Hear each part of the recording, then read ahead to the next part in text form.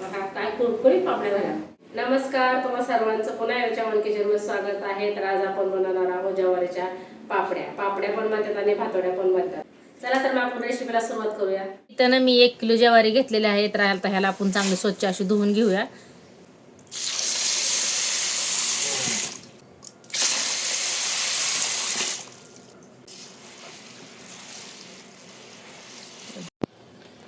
तर इथं मी दोन पाण्याने चांगली स्वच्छ धुवून घेतलेली आहे. तर आता ह्याच्यामध्ये पाणी टाकून आपल्याला 3 दिवस भिजत ठेवायची.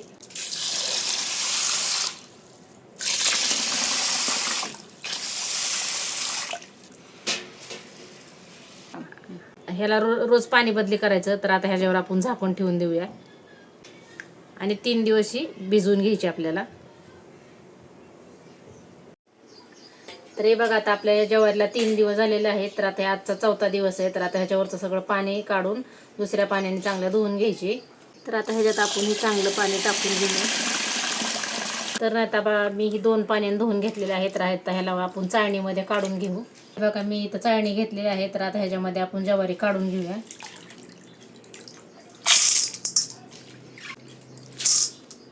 तर आता आपण ह्याचं चांगलं असं चाळणीतनं पाणी नितळून देऊ. पाणी नितळल्याच्या नंतर आपण ह्याला पंख्याच्या हवेला सुकवून घ्यायचं. तर आता इथं बघा मी असं कॉटनचा एक टायवल घेतलेला आहे. तर त्याच्यावर ही फॅन चालू करायचा आणि आपल्याला घरामध्येच ज्वारी सुकवून घ्यायची. उन्हात सुकवून घ्यायची नाही. तर ह्याच्यावरचं पाणी सुकेपर्यंत ह्याला चांगलं अशी फॅनच्या हवेला सुकवून घ्यायची. 4 ते 5 तास त्याला फॅनच्या हवेला सुकवून घ्यायची. हे बघा आता मी 4 तास झालेला आहे. ज्वारी काढून पाण्यातनं सुकायला ठेवली होती फॅनच्या हवेला. तर आता हे बघा चांगली अशी त्याच्यावरचं पाणी एकदम सुकलेलं आहे. तर आता ह्याला आपण मिक्सरच्या भांड्यामध्ये वाटून घेऊ.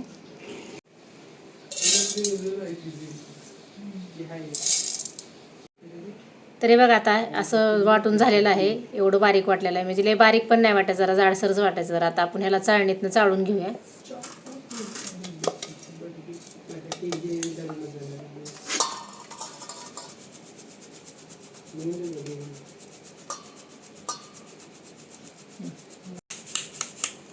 तर हे बघा आता हे चाळून घेतल्यास नंतर ह्याच्यात कोंडा निघतो. तर आता हे कोंडा आपल्याला एका साईडला ठेवायचा आणि बघू शकता तुम्ही हे असं पीठ पडतंय खाली. तर आता सगळे ज्वारीनं आपण अशीच वाटून घेऊया. तर हे बघा आता आपलं ज्वारी बारीक वाटून झालेली आहे. तर आता हे असं पीठ पडलेलं आहे आणि पीठ म्हणजे एकदम बारीक रवा असतो ना, तसं हे पडलेलं आहे चाळणीतून. म्हणजे हे बघा ही अशी चाळणी घेतली होती मी, एकदम बारीक पण नव्हती घेतलेली. तर हे अशी चाळणीतनं तर एवढं मोठं पीठ पडलेलं आहे. तर त्याच्यानंतर जे वरचं आहे निघलेलं, तर हे बघा हे निघलेलं आहे कणी. तर ही कणी पण आपल्याला आता ह्याच्यातलं वरचं फोलकट जे असतं ते काढून घ्यायचं, सोपाने पाकडायचं. आणि कणी पण पाकडून झाली की मग ह्याच्यामध्येच आपल्याला पिठामध्ये टाकायची ती कणी पण.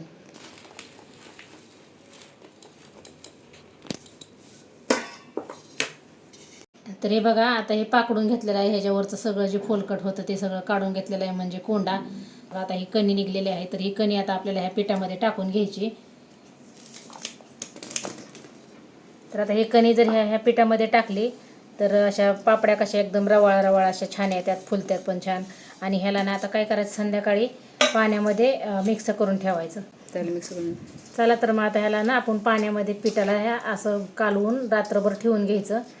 तर इथे बघा मी एक असा टोप घेतलेला आहे. तर आता पीठ आपण ह्याच्यामध्ये सगळं टाकून घेऊया.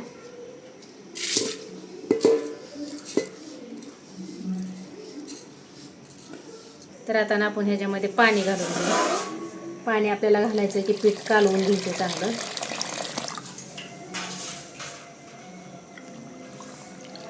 अशा गाठी वगैरे राहिली नाही पाहिजे, सगळं कालवून घ्यायचं. तरी बघा आता एवढं पाणी वाचलेलं आहे ह्याच्यात, बघू शकता तुम्ही की ह्याच्यात एक पण आपली गाठ राहिलेली नाही आहे. तर अशा पद्धतीने आपल्याला पीठ हे सगळं कालवून घ्यायचं. आता ह्याच्यावरती आपण झाकण ठेवून याला रात्रभर भिजवून घेणार आहे. तर हे बघा आता आपल्या रात्रभर चिक आपण असा कालवून ठेवला होता, बघू शकता तुम्ही की आता ह्याच्यावरती असं पाणी आलेलं आहे. तर आता हे पाणी आपल्याला थोडंसं काढून घ्यायचं. चला तर मग आता ह्याच्यावरचं ना हे पाणी काढून घेऊ. बघू शकता तुम्ही की असं लालसर पाणी आलेलं आहे. तर आता आपल्याला हे पाणी सगळं काढून घ्यायचं.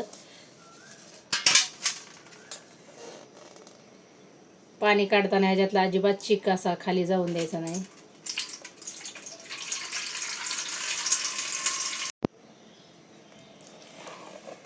हे बघा आता आपला चीक बघू शकता तुम्ही असं. तर हे बघा आता चीक चांगला असा मिक्स करून घेतलेला आहे. बघू शकता पाणी थोडंसंच राहिलेलं आहे. तर आता ह्या चिकाच्या मापानेच आपण आदान ठेवून घ्यायचं. तर बघा हे टोपाने एवढा टोपभर चिक आहे, तुम्हाला दाखवणार आहे. पण पहिल्यांदा पाणी मी आदान ठेवते. तर हे बघा टोप भरून पाणी ठेवलेलं आहे.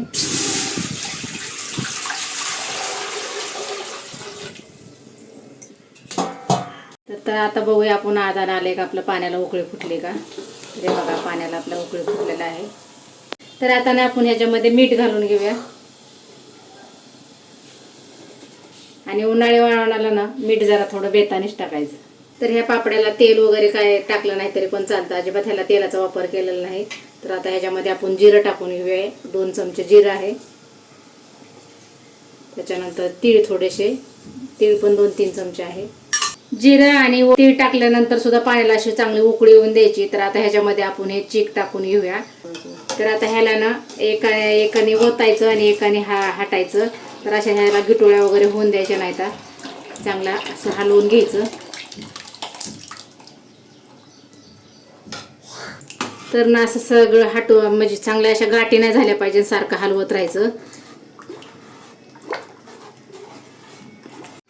तर हे बघा बघू शकता तुम्ही की आता अजिबात आपल्या गाठी वगैरे झालेल्या नाहीत. हे बघा तर आता आपला थोडासा चिकट झालेला आहे. तर ह्याच्यामध्ये गरम पाणी करून टाकायचं.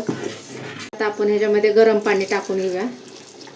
ज्या टोपाने मी पाणी ठेवलं ना त्याच टोपाने मी अर्धा टोप पाणी गरम करून घेतलेलं आहे. तर आता हे गरम पाणी मी सगळं जे अर्धा टोप केलेलं आहे ते मी सगळं ह्याच्यामध्ये टाकून घेणार आहे.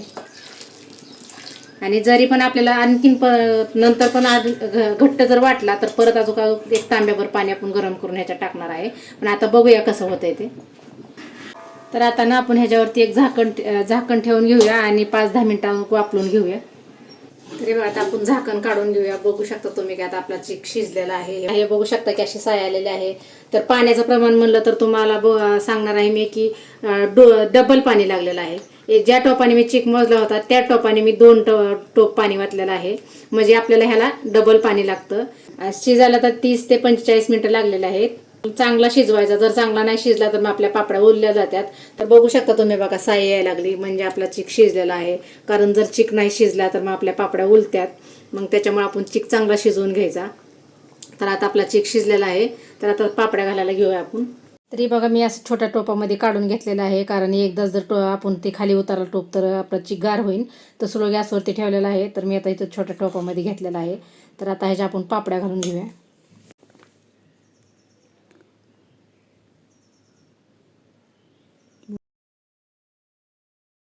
तर आपल्याला पापड्यांना जरा जाडसरच घालायच्या. कारण परत उलतायला पातळ जर झाल्या तर मग उलतत नाही. त्यामुळे जरा जाडसरच घालायच्या.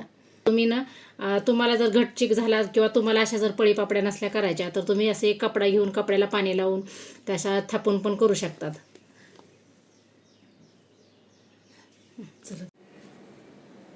तर हे बघा आता मी 2-4 दिवस अशा कडक चांगल्या उन्हात वाळून घेतलेल्या आहेत. हे बघा चांगल्या कडक वाळल्या म्हणजे एकदम अशा मग साधाळगत अशा होत नाहीत. तर आता हे कडक चांगल्या अशा वाळून घेतलेल्या आहेत 2-4 दिवस उन्हामध्ये. तर आम्ही ह्याला ज्वारीच्या पापड्या पण बोलतो, कोणी भातोड्या पण म्हणतात.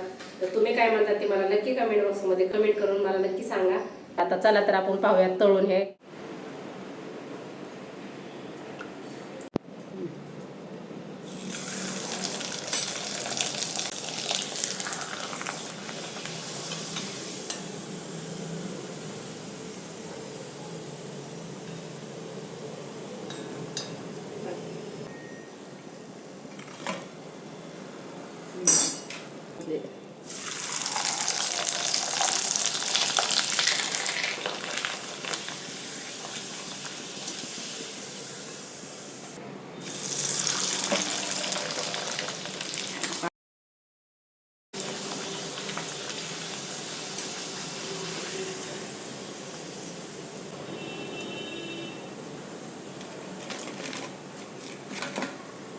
बघू शकता तुम्ही की आता ज्वारीच्या पापड्या मी तळलेल्या आहेत. तर बघू शकता तुम्ही पांढऱ्या शिपत झालेल्या आहेत, एकदम अशा फुगलेल्या आहेत आणि छान झालेल्या आहेत.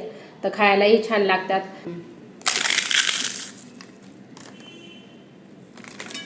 कशी वाटली ज्वारीच्या पापड्याची रेसिपी मला नक्की कमेंट करून सांगा. आणि जर माझ्या पद्धतीने एकदा तुम्ही बनवून बघा. जर माझ्या ज्वारीच्या पापड्याची रेसिपी आवडली तर माझ्या व्हिडिओला लाईक करा, शेअर करा आणि चॅनलला सबस्क्राईब करायला विसरू नका बरं का. पुन्हा भेटूया अशाच नवीन नवीन रेसिपी घेऊन. माझी रेसिपी बघितल्याबद्दल धन्यवाद.